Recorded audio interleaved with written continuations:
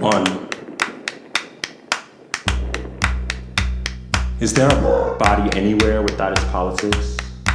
No matter how subtly shaped, smoothed by expectation or brightened by creams kept with no irony on top and bottom shelves from Nairobi to Detroit, won't this body always remind someone waiting too long for an unfulfilled promise of a nightmare made real, a threat to be managed with words, of course, until night, and then with skin or the threat of it, how quickly it might give way when confronted with the certain fact of rock or sharpened shotgun shell or the lapping tongues of a lonely fire anxious to grow.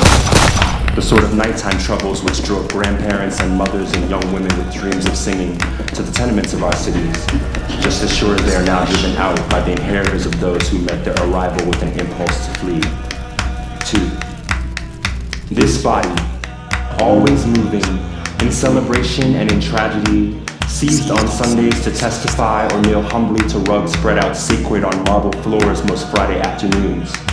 Moving in basements and rent parties, in Harlem and Paris, and in long-forgotten swamps, lush with organic smells, and thick with small, secret things growing up, and down deeper to root.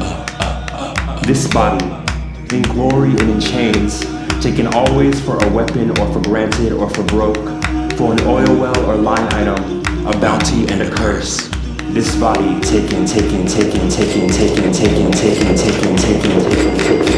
This, the first home we knew, the place we first learned the way the air clung and tightened in what would become a familiar sensation when they saw you.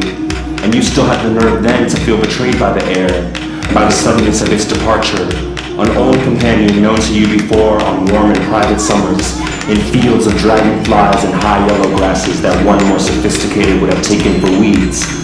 And where this body, seen only by setting sun, has shown for the sake of itself, for the gift it is to absorb the light and reflect it too. 3. So if this body, this same body, be their weapon, let it be. Let it be the first land you know worthy of your salvation, your hurried footfall, your cry for water when they take torches to the lowest plains within you. Let it be the first sight of your resistance, the first place you explore in all its lines and turns and curves and history, that you study and pore over with the softest touch you can manage, in a world set on thickening the pads of your fingers and dragging the skin beneath your eyes toward a ground upon which you are always foreign and essential at once. Take this weapon to the streets of their cities, as familiar in fact with your footfall, the raw sensation of your persistent advance as with anyone else's, and hold no place in your strive for shame. Instead, hold close the glee that comes in knowing that though the prayer may not have been answered this time, disappointment has never stopped your drawing in breath for more than a moment before. And move,